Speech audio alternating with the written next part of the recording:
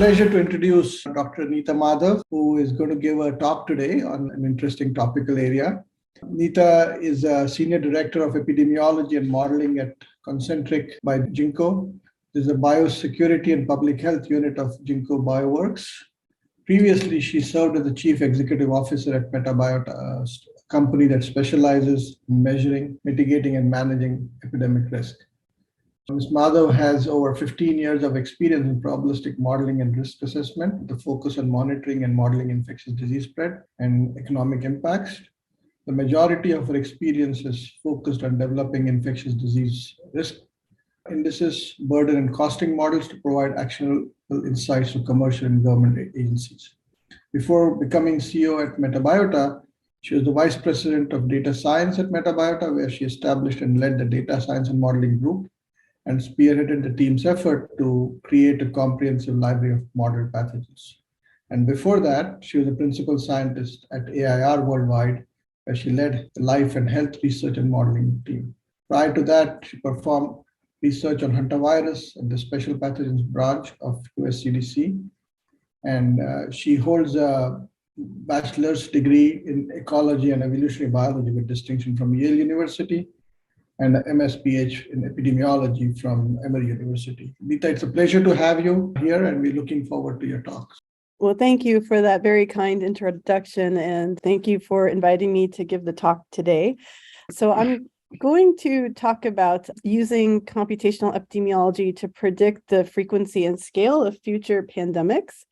So first, I'm going to talk a little bit about Ginkgo and Concentric. Maybe some of you are familiar, but maybe others are not.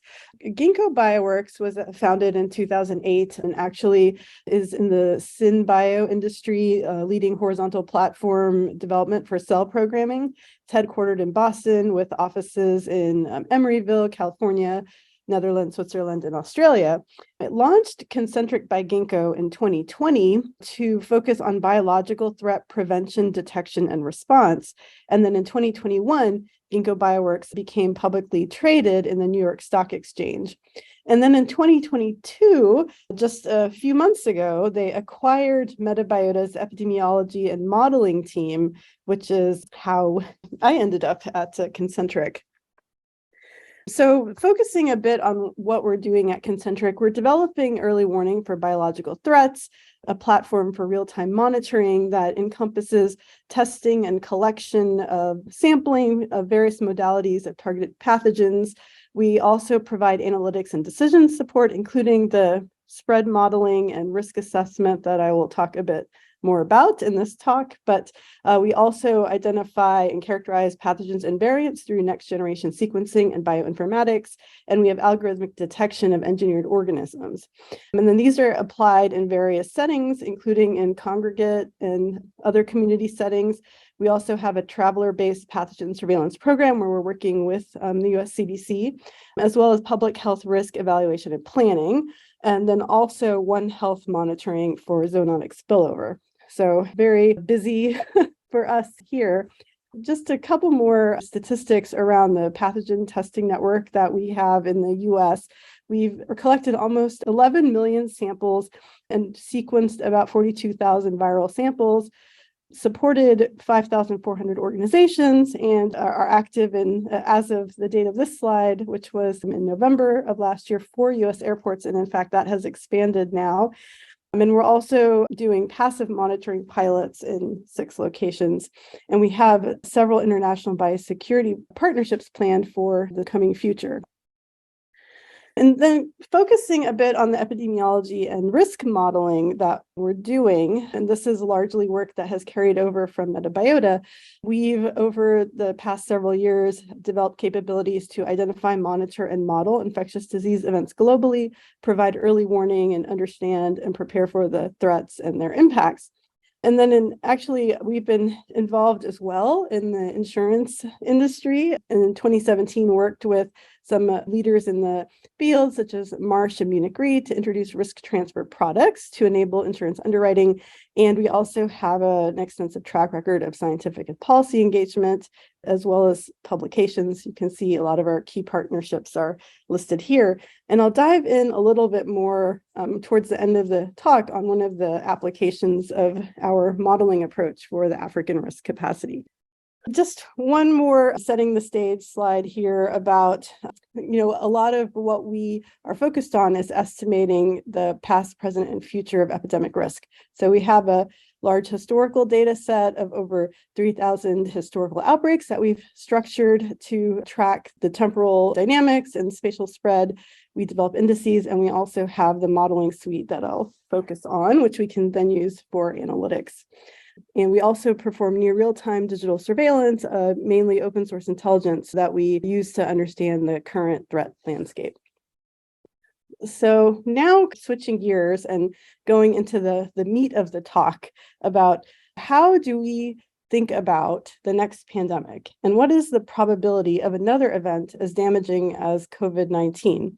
There's been quite a bit of people saying like, oh, maybe it's a 1 in 100-year event, or how can we estimate if that's the case, or if it's more like a 1 in 20-year, a 1 in 200-year. We want to understand this because the answer matters for preparedness, financing, and to set the urgency and priority of action to mitigate the risk. And for some hazards with well-characterized historical patterns and constant risk, like something that maybe happens on a more regular basis, historical data can provide reasonably good estimates of future risk. But for pandemic risk, events are rare, and we can see large variations in severity, as well as biases in the observed data. And so we take a different approach to try to estimate the likelihood of this type of event. And we think of this in terms of tail risk, and in this case, it has a very skewed distribution. The losses or the severity, as we think about it from epidemics and pandemics, is highly skewed. So the tail has a very strong influence on what we call the expected value of the potential losses. And as I alluded to in the previous slide, normally occurring losses that happen on a regular basis are reliably quantifiable, whereas catastrophic losses that are in the tail are difficult to quantify and underrepresented in the historical data. You can think of it in terms of trying to develop what we call catalogs, and catalogs rely on historical and scientific data to inform estimation of the risk. And if we use a modeling approach, this can actually fill in some of the gaps that we find from historical data. And we can also account for trends over time to improve our understanding of the tail risk. So for comparison here, looking at the historical record, if we were thinking about filoviruses, we've observed 53 historical events over the past 50 years. Novel coronaviruses, we now have 3 events over the past 30 years, and pandemic flu, 5 events over 100 years. So you could take that historical information and come up with some kind of frequency estimate, but we know that it's a limited data set there, and that's why we take a modeling approach. We draw from a field called extreme events, or sometimes also known as catastrophe modeling. It's used quite frequently for things like hurricanes, earthquakes, floods, and wildfires, and other types of natural disasters. But more recently is now being applied for pandemics. And it's especially useful to use this type of approach for estimating tail risk for low probability, high impact events, especially when data and the number of events are limited. We try to design this as a way to estimate the likelihood of a wide variety of different types of epidemics and pandemics, including what we call the known unknowns. And here we do still have challenges. The historical data is still limited, but hopefully we can use it to extrapolate a bit into our modeling approach. The models are also computationally intensive. There's many parameters to estimate. And I think another challenge that's a little bit more unique for pandemics compared to other types of natural disasters is that here, the outcome of the events can be affected by human behavior and movement patterns, which is less the case for things like hurricanes when you're talking about building damage. So I think those are some things that we have to think about when we're using this approach. What we do for our catastrophe modeling or extreme events modeling approach is we're combining principles from a wide range of modeling fields, including computational epidemiology, but also adding in layers of social science, economics, actuarial science, risk management, and the specialization of extreme events modeling itself. And we use this approach, as I mentioned, to have a more precise estimate around low probability, high impact events. The modeling that we're using is a global disease-specific stochastic metapopulation compartment model, which I will get into a lot more details about. And we also apply mechanistic modeling of underreporting to correct for uncertainty from reported infectious disease statistics. And we incorporate a measure of preparedness levels of different countries that will influence the intervention scenarios and the effectiveness of these scenarios during the simulation of these epidemics. So our risk modeling framework includes the disease spread model I alluded to, which we then run many simulations through it to develop this event catalog. And then on that catalog is where we perform the risk analytics to estimate the expected human and economic loss. And this is measured or described in a framework called exceedance probability functions, which I will also get into a little bit later. So our disease spread modeling system will probably look familiar to most of the audience here, but we start out with a simulation of where the epidemic will start using a spillover model from which we probabilistically select the location. And then we feed that into our stochastic compartment model where it will propagate. It spreads globally through mobility networks and has the spread between populations. And then we also overlay this preparedness index to provide country-specific interventions that are related to the level of preparedness or even some of the subcomponents of the preparedness index to assess the ability for the countries to detect and respond to these events. A little bit more detail on the SPARC maps. So here we are generally looking at the potential for spillover from wildlife. So an example here that we have been able to utilize from literature by the group there at IHME that has the Ebola virus emergence risk map. And this is modeled through geospatial analysis of environmental variables, animal and host locations, socioeconomic factors, and observed outbreak data. And these types of maps identify high-risk areas where cases have never been reported. So it does fill in some of the gaps.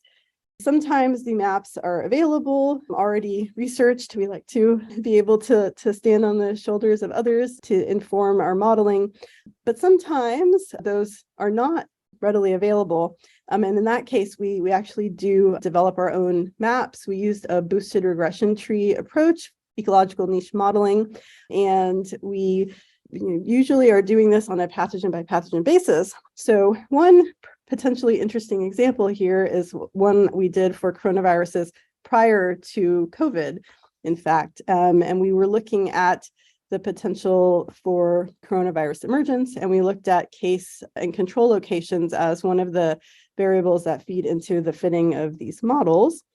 And then we looked at covariates, including large city proximity, mammal host range, human-bat interactions, and then human density, as well as some camel-related range variables and bat ranges. And so we were looking at this to try to estimate where something might emerge. And then this is an example of what the outcome map might look like there. And we, in this case, actually, this one is for avian flu. Map was more recent here. And we were looking at the potential for emergence of a pandemic flu virus here. So we start out with this kind of map to probabilistically estimate where an event might start. And then we feed it into our spread model. So here again, these are going to be disease specific and the transitions are stochastic. We're using a metapopulation approach and incorporate mobility networks as well. And in this particular case, we have really broken this down, looking at things like hospitalizations, what's reported or not reported, whether contacts are traced or not. We have funeral compartments as well. So, in this case, this was particular for this type of modeling that we were doing here for filoviruses.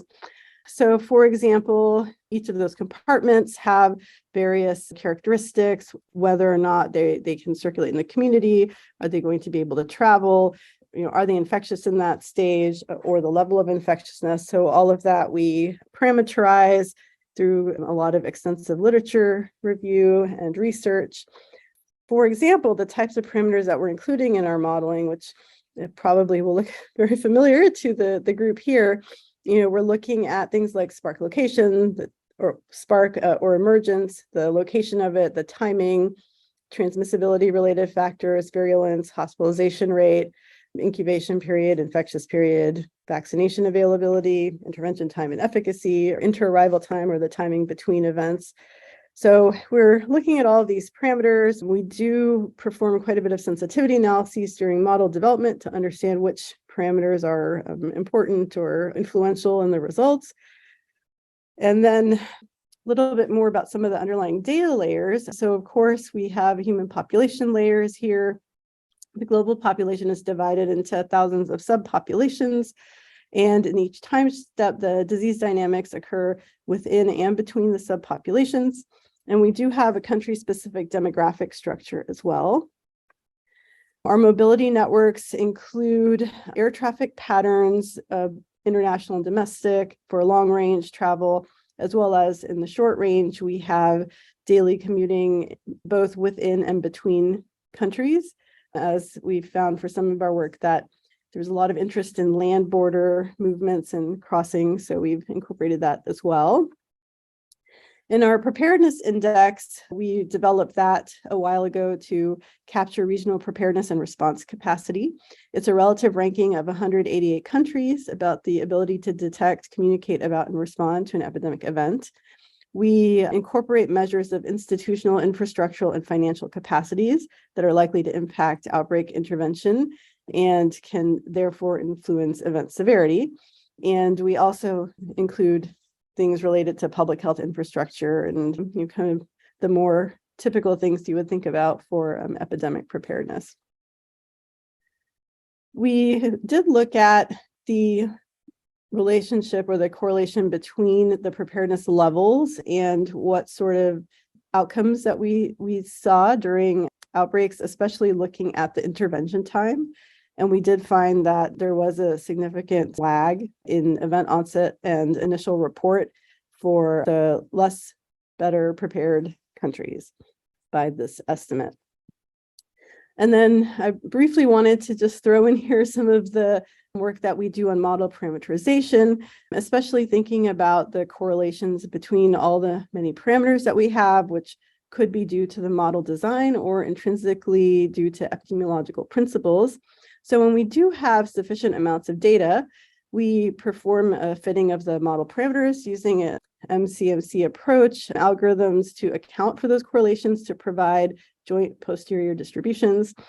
And then a lot of times there isn't a lot of data to do this with, but we do try to draw from what's available to try to develop the most robust fitting and parameterization.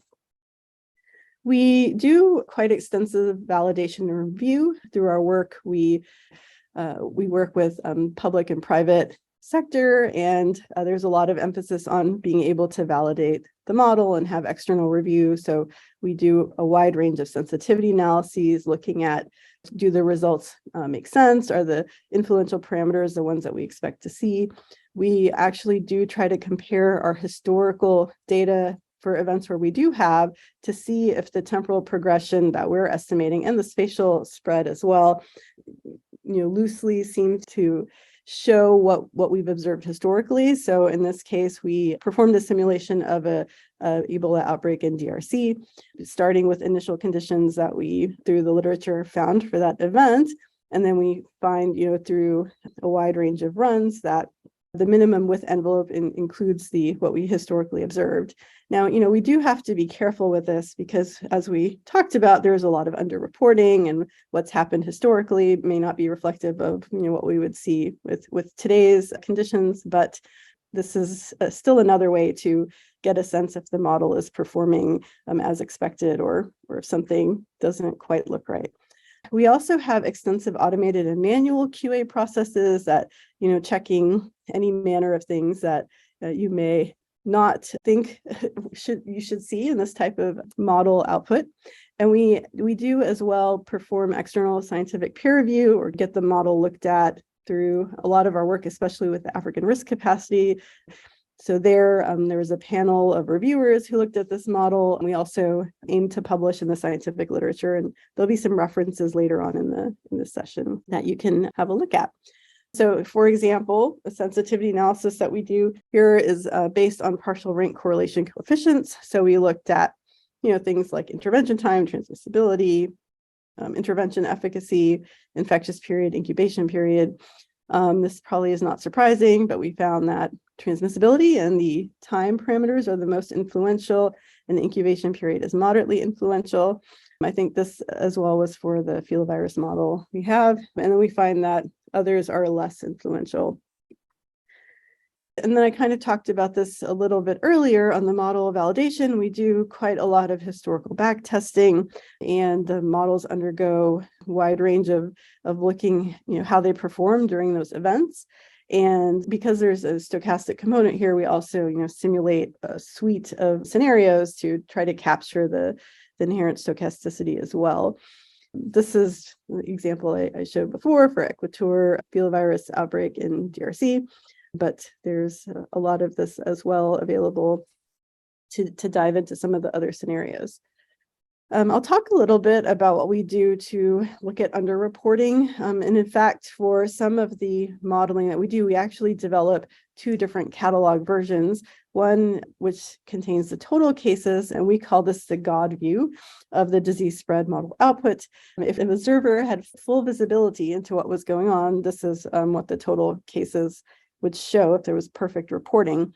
But we know that in the real world, there is not perfect reporting. So we also estimate the reported cases, which in this case means that these are reported confirmed cases that we would anticipate if this event were to occur in the real world, this would be the number that would be reported and laboratory confirmed.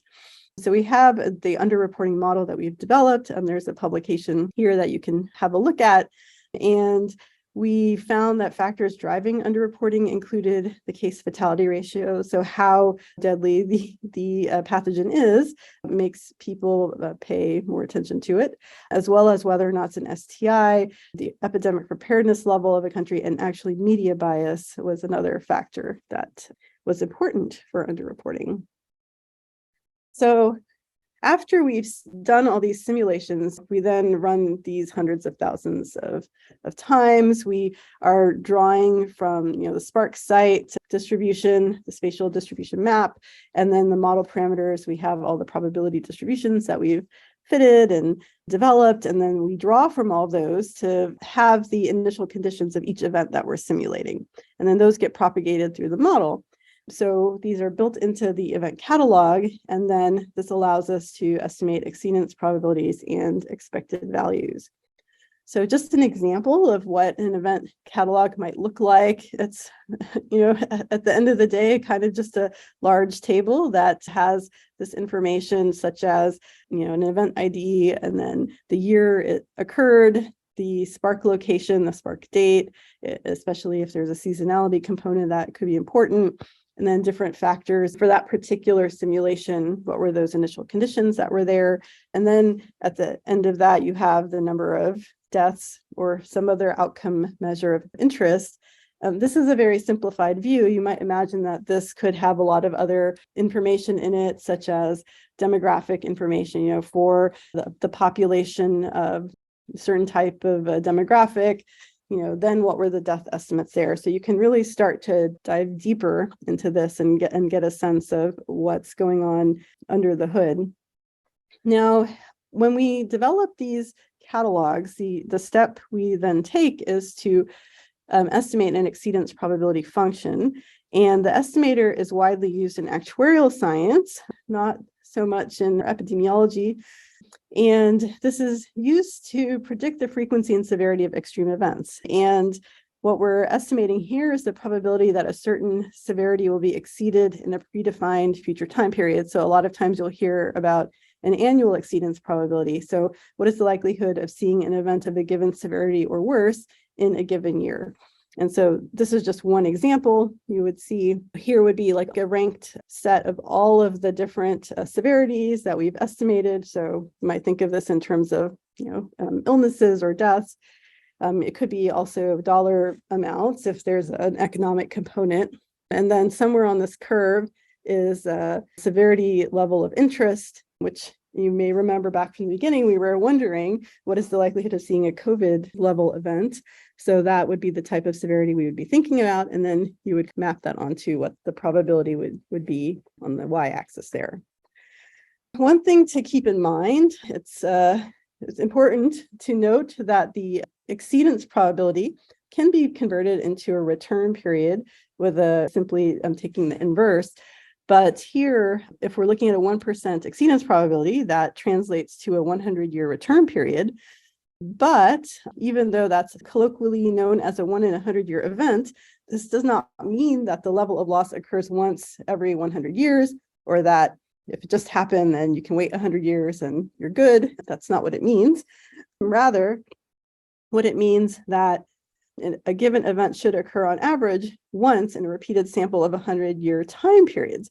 But if you make the assumption that these events are independent, then you do have a 1% chance in any given year that such an event could happen. And even over a longer time frame, this does compound. So after doing all that and all the modeling efforts, we have found that COVID-19 is not a once-in-a-century pathogen.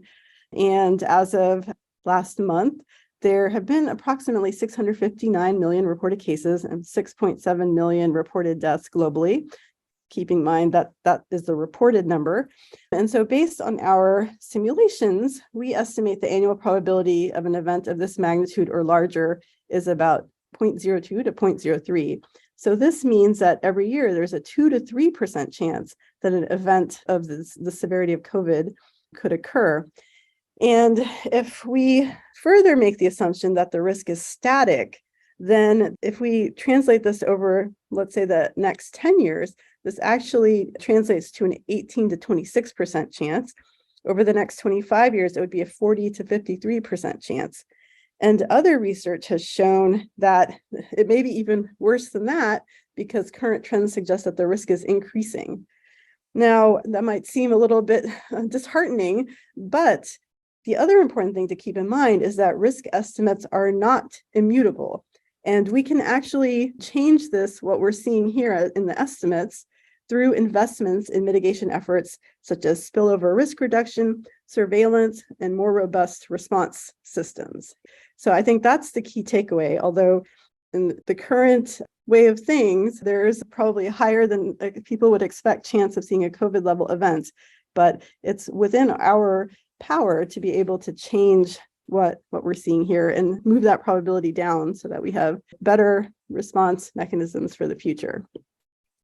As I mentioned, we're not incorporating, secular trends that are the drivers of disease spillover and spread, which we do find evidence that there's an increasing level of this.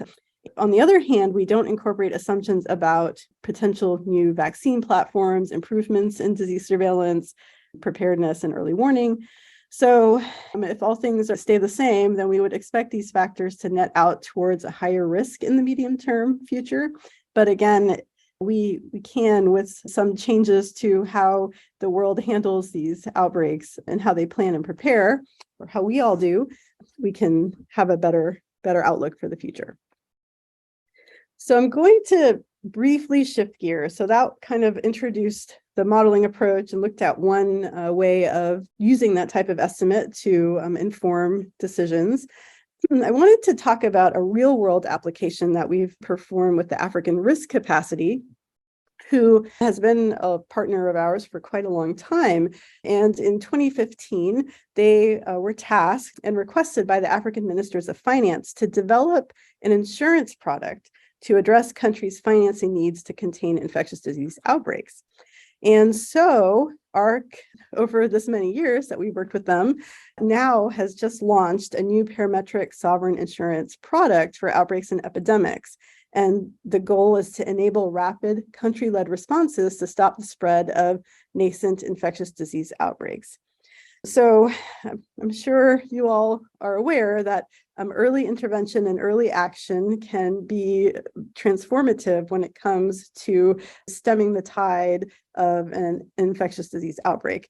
The faster that response can happen, the more effective prevention and intervention can be. So the goal here is, by providing this type of insurance product, will provide faster and more predictable funding so governments can take earlier action to combat outbreaks and epidemics. And because this is an initiative led by the African Risk Capacity, which is a specialized agency of the African Union, this is providing catalytic funding to promote ownership and country response, and therefore reduce the impact of outbreaks and epidemics. And another aspect of this that is very important is these types of approaches using disaster risk financing mechanisms is also meant to incentivize preparedness. For countries who want to participate in this program have to demonstrate a certain amount of capacity, both to launch the response, have this all planned out in a contingency plan, but also have the absorptive capacity to accept the funds and be able to mount the response. So it's kind of a dual effort here to improve the abilities and capabilities for outbreak preparedness and response. So the type of modeling that I described earlier actually does play a critical role in enabling ARC's product. We're very excited because it just came out in December that this has finally been launched. Senegal has become the first country to be insured by this outbreaks and epidemics insurance policy. The policy will cover field virus and meningitis events over the next 2 years. And so how it works is that when an eligible event occurs, and it meets certain trigger criteria that have been predefined, the funds will be released to contain the outbreak. Now, the idea is that countries do have some level of capacity already, and may not need the disaster risk financing unless it's a more severe event than they would typically be able to handle, so to speak. So that's why they have these kind of criteria set based on the severity of the event and how rare it might be. So our models have played an instrumental role in supporting the launch of this program by providing risk assessment to quantify the frequency and severity of filovirus and meningitis outbreaks. And then this has fed into looking at trigger design and testing, looking at when during the outbreak there's kind of a balance between when we know that an outbreak has occurred and trying to provide early response financing to be effective. But also there has to be enough known about the outbreak that, for example, insurance companies who are involved will say, well, yes, this clearly is an outbreak. We have X number of confirmed cases, so clearly this is an outbreak that requires financing. So sometimes very early in the epidemic, you don't yet have enough information, but if you wait too long, then the money's kind of, in a way, comes a little bit too late to really be as effective. So it's a balance of trying to figure out when that trigger point would be.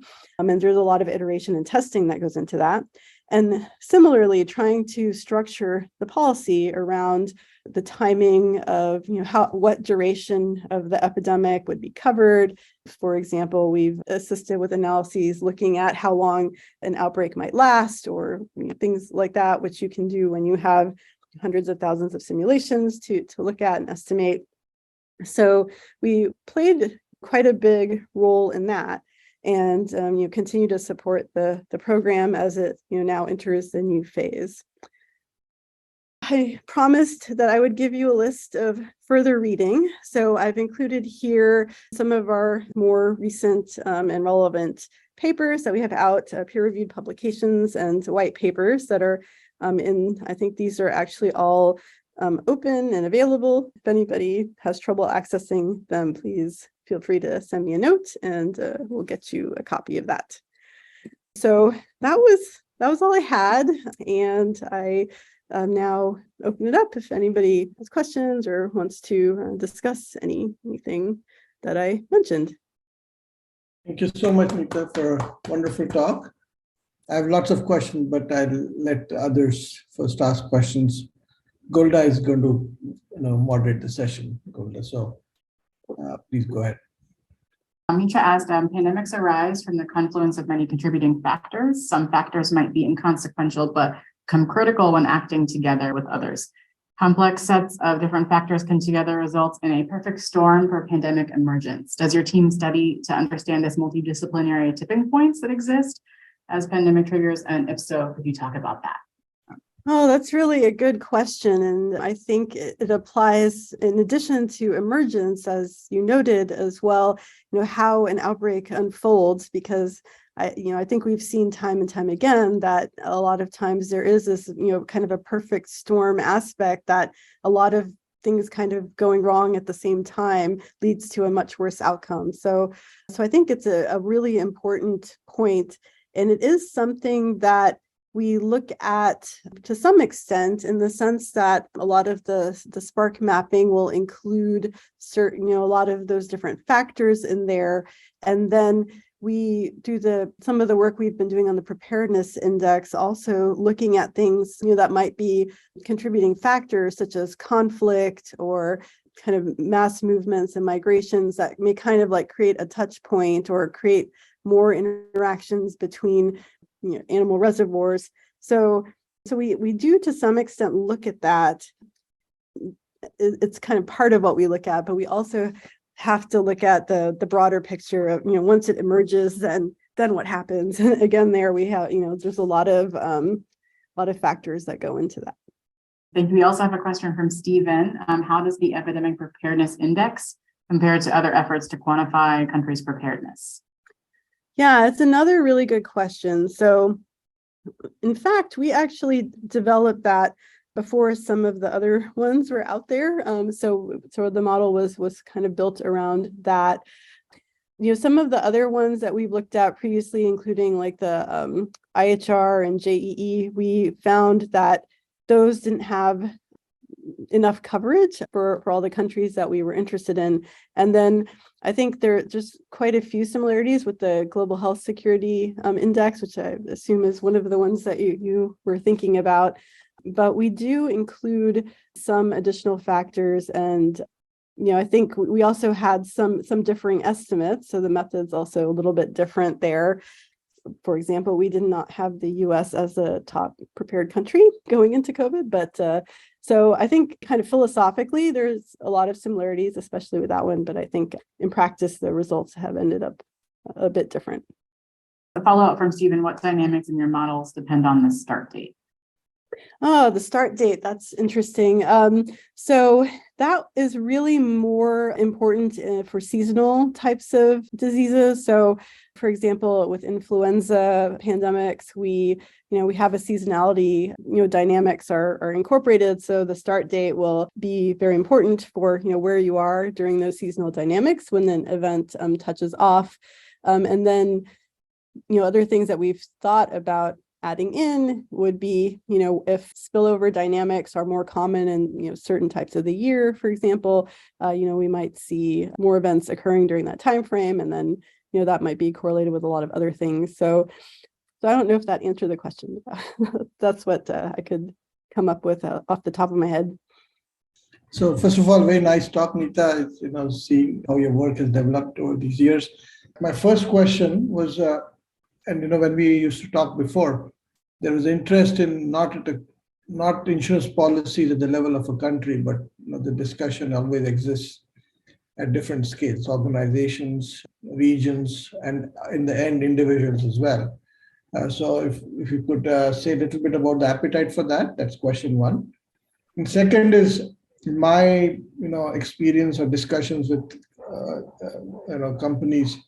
One of the biggest challenge, and you alluded to very nicely, is this computation of exceedance probability function for diseases. The hurricanes somehow reinsurance companies have figured out, or at least they feel they figured out, but things have changed. They feel comfortable with the number is the right way to say to invest. There seems to be always a concern for them to invest in this because they don't seem to be able to buy into it. Do you think that the narrative has changed and after this pandemic, people are willing to take fuzzier risk values and still work with it in the community. So I'll stop. I can ask other questions later, but I don't want to take time. Oh, those are really good questions. I probably need more time to really get into all the details there. I think for the insurance standpoint, it's true that we were previously had looked at, more company level business interruption types of policies. And it's very clear that these types of events can be very disruptive, as we've all experienced during COVID. But I think the industry is not quite there yet. We have seen some insurers who are very interested. I think it's kind of a little bit of a paradox, because before COVID, we spent a lot of time trying to convince people that this was something they should be paying attention to even from a business interruption standpoint. And then during COVID, now, everybody wants insurance on all those companies, they want it, but the insurers don't want to insure it right now because, for one thing, it's an ongoing event, but also now that they've seen the scale and magnitude of these losses, they suddenly have cold feet about being involved. So we're in a little bit of a paradoxical situation. I think there are some opportunities for certain, more kind of forward-leaning insurers who, want to maybe provide, fill that demand gap right now. So that's kind of where things are. I think there is a lot of opportunity as well at the sovereign level for countries. I think part of the question is, how does this fit into the broader landscape of different funding initiatives that are out there that have sprung up, especially in the wake of COVID? But I think there'll always be a place for these kind of rapid response financing. That it's just, it's there when you need it and it's there quickly. So I think right now there is more of an emphasis on that kind of policy until the insurance for companies and business interruption, the insurers can wrap their heads around that. Now, the second question, you might have to remind me. The calculation of the exceedance probability, and they believe that we are in reasonable shape for them to invest. Yes. Okay, that's also a very good question, because I think the industry is still, when it comes to using these types of tools for epidemics and pandemics, it's still very early. So something like hurricanes and earthquakes as well, those catastrophe models, among the first that were ever developed, they've been around now for almost 40 years. So it's taken quite a bit of time. And even, when they were first introduced, there was a lot of hesitancy about adopting them. In fact, a lot of times, especially some of the actuaries who thought they knew about hurricanes, thought they had everything they needed from the historical information. And then we're really caught by surprise when Hurricane Andrew hit Florida. And so sometimes it takes a catalytic event like that to really, demonstrate that what is possible can go beyond, what the historical data are showing. So I think in some ways we are, kind of in that phase here where a lot of, people may not have thought that an epidemic in this day and age could reach the, levels that we've seen for COVID. So I think there's a change there. But I think another fundamental thing is that right now, these tools don't have to just be for insurance companies.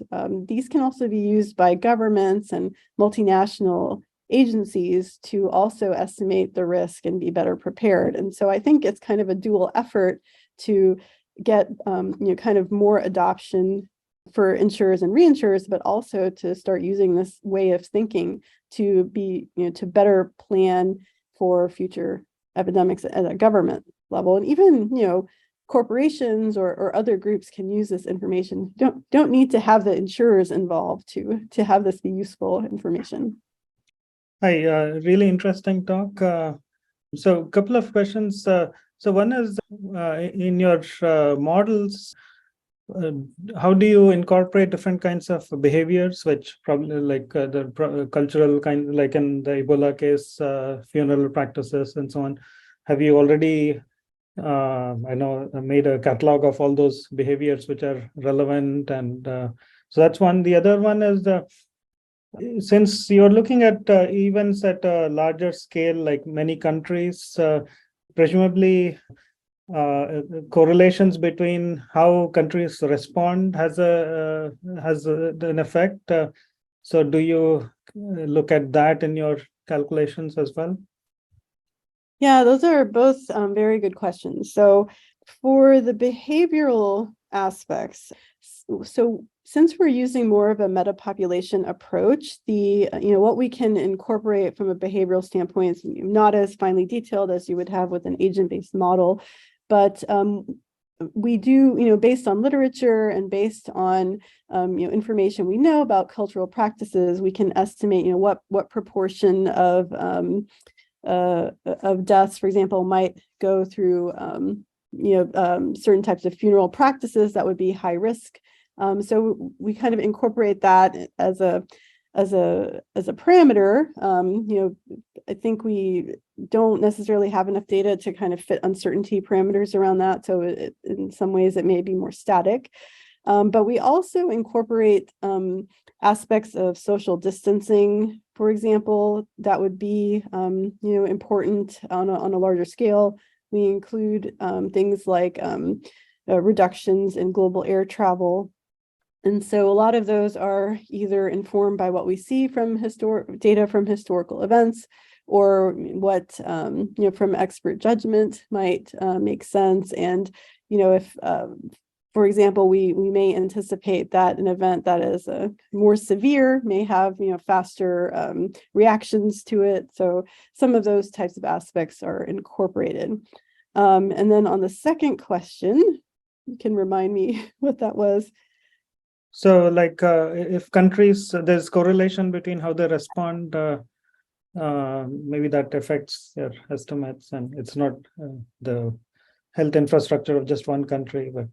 Yeah, absolutely. There's a network effect that's there. So because we're this has been incorporated into global spread models. So what happens in one country can directly impact what happens in another country.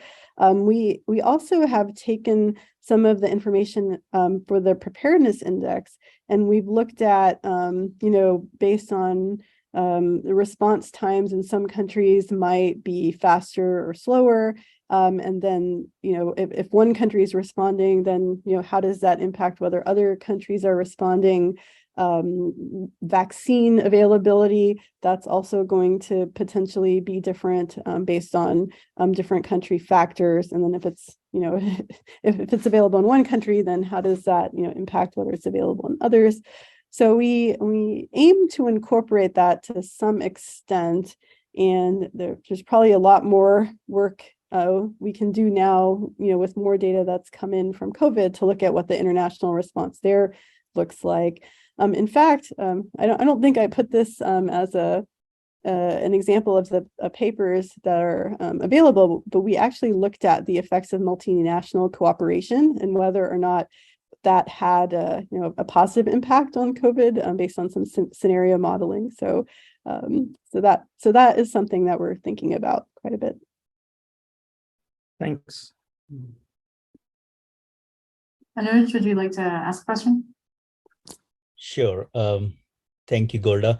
Dr. Madhav, it was amazing to see that how you are connecting pieces of different scales together in a simple yet complex way. So I'm also in industry, by the way, in the health economics field. So my question is on your spillover model, actually. How many pathogens you are considering, how many different origins that you are talking about in that spillover?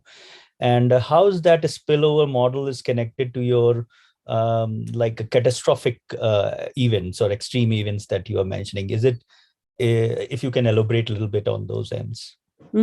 Yeah, it's a good question. So right now our modeling, we're really focused on potentially high consequence but low frequency types of events. So we are focused around pandemic influenza, coronaviruses, filoviruses, and then we have a few other, viral hemorrhagic fevers, Nipah virus, another one there. So that's the main bulk of what we're looking at. So those are the ones where we have some type of spark map, whether it's something that that's been previously developed, it's in the literature, or something that we've had to develop on our own. And these are the spark maps are global. Some areas may be more represented than others, just based on the natural history and characteristics of the pathogens. But we do have kind of this global. It's just a big raster map of the whole world, and any point on that has a probability of being selected, unless there's like zero population, then it probably won't be selected. But that's how we do the emergence mapping. And then what we're doing to translate it into the extreme events model is we're sampling from that map to decide where an event will start. And sometimes that might be in a very populated location. At other times it might be less populated, it might be in a well-connected area or less connected, higher resourced or lower resourced. So, where the outbreak even starts can be extremely important from, how it ends up, in the overall simulation. So that's how we incorporate it. So the reason I asked, just to follow up on that, is because there are strains, many viral strains, for example, and many disease can overlap also at the same time region. So is this things is captured in these kind of spark maps and like the extreme events models that you're talking about? Yeah, so we have those multiple spark maps, and then we actually develop those full catalogs for each of the different pathogens that we're modeling, and then we put it all together. So through an approach called catalog merging that we do. So some areas that might be like really spark prone may have many events that emerge in that location, but others may not. So we're trying to take all this information and kind of aggregate it together. Okay, thank you. Thanks to our speaker, Nita, today for a wonderful talk, and for everyone joining us today. Thank you. Thank you, Nita. Appreciate you taking the time. Thank you.